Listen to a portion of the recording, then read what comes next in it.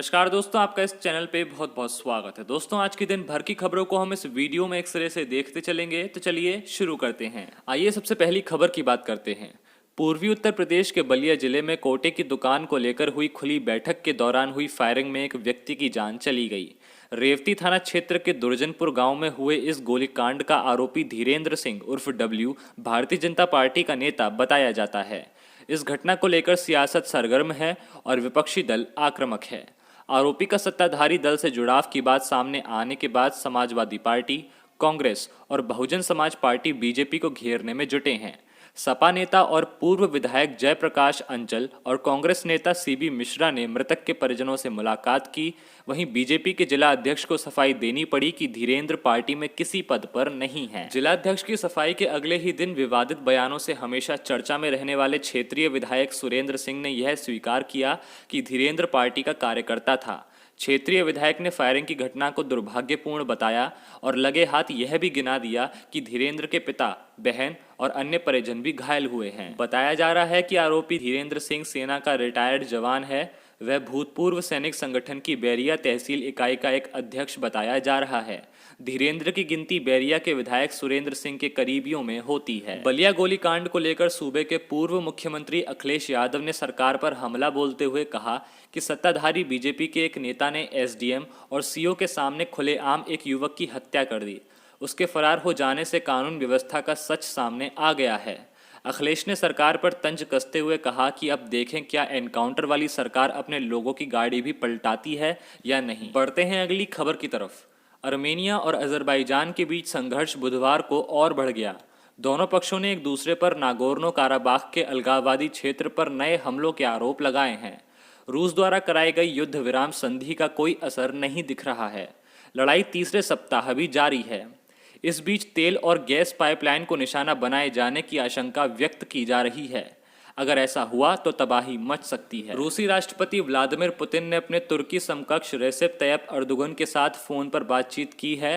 उन्होंने इस दौरान शनिवार को हुई युद्ध विराम संधि का तुरंत उल्लंघन न करने की बजाय इसका पालन करने को कहा। पुतिन ने मध्य पूर्व के आतंकवादियों के संघर्ष में शामिल होने पर भी चिंता जताई है। वहीं तुर्की के राष्ट्रपति एर्दोगन ने इस क्षेत्र में लड़ाकों की तैनाती से इनकार किया है।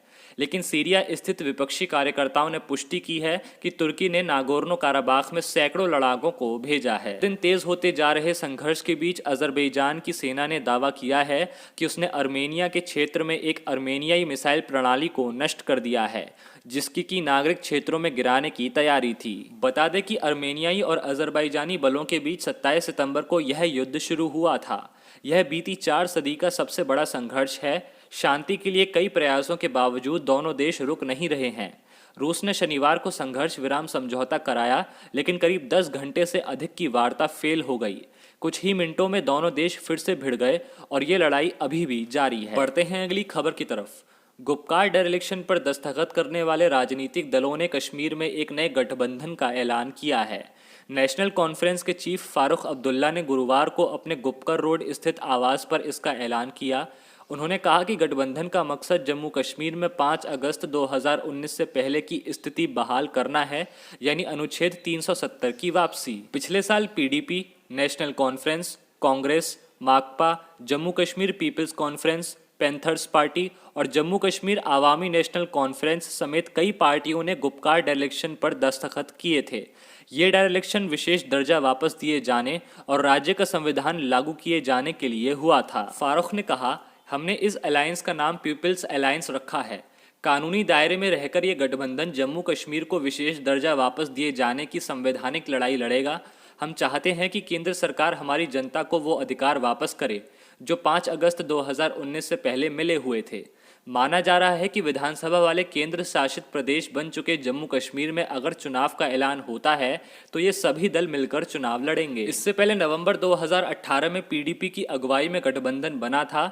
इसमें नेशनल कॉन्फ्रेंस और कांग्रेस भी शामिल थे। दरअसल करीब 3 साल से सरकार चला रही पीडीपी और भाजपा के बीच जून 2018 में गठबंधन टूटा था।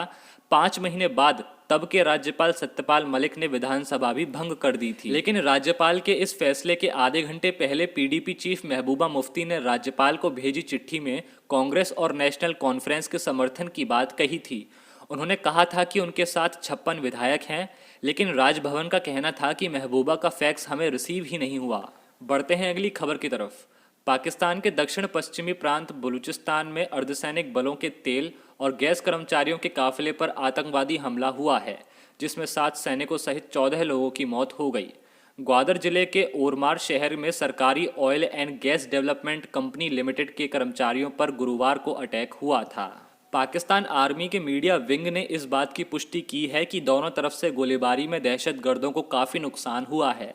वहीं अटैक में फ्रंटियर कोर के 7 सैनिक और इतने ही संख्या में प्राइवेट सिक्योरिटी गार्ड जान गंवा बैठे हैं। बता दें कि ग्वादर बंदरगाह तकरीबन $60 बिलियन का चीन पाकिस्तान आर्थिक गलियारा यानी कि सी पैक विकास परियोजनाओं का केंद्र बिंदु है। राज्य के स्वामित्व वाले संस्थानों और विदेशी अधिकारी भारी सुरक्षा में यहां काम करते हैं। इंटर सर्विस पब्लिक रिलेशंस ने सटीक संख्या बिना बताया कि हमलावर आतंकवादियों की संख्या काफी थी। बढ़ते हैं अगली खबर की तरफ। भारत और नेपाल के बीच रिश्ते बेहतर बनाने की कोशिश तेज हो गई है। सीमा विवाद के बाद पहली बार भारतीय सेना प्रमुख जनरल MM नरवणे नेपाल जाएंगे। उनका यह दौरा अगले महीने होगा। अब तक इसकी तारीख तय नहीं हुई है।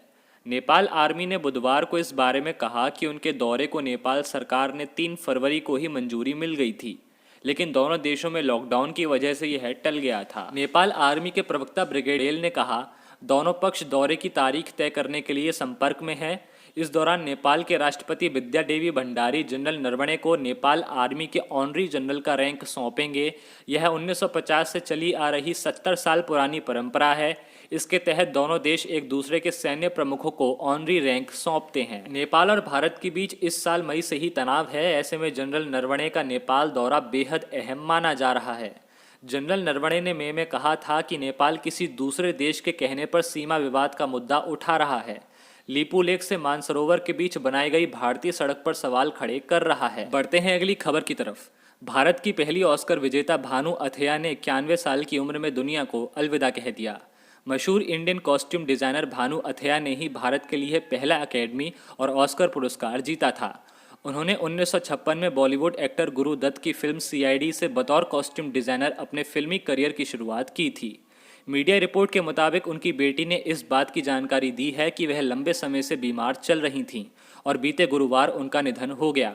वह पिछले 3 साल से बिस्तर पर थी। बता दें कि भानु अथैया को रिचर्ड एटेनबरो की फिल्म गांधी के लिए बेस्ट कॉस्ट्यूम के लिए ऑस्कर अवार्ड से नवाजा गया था। उन्होंने करीब 100 से ज़्यादा बॉलीवुड फिल्मों में बतौर कॉस्ट्यूम डिज़ाइनर काम किया था। तो दोस्तों, ऐसी खबरों को जानने के लिए आप इस चैनल को सब्सक्राइब कर सकते हैं, साथ ही साथ बेल आइकन को प्रेस कर सकते हैं ताकि अगली खबर की नोटिफिकेशन सबसे पहले आपके फ़ोन पर आ जाए।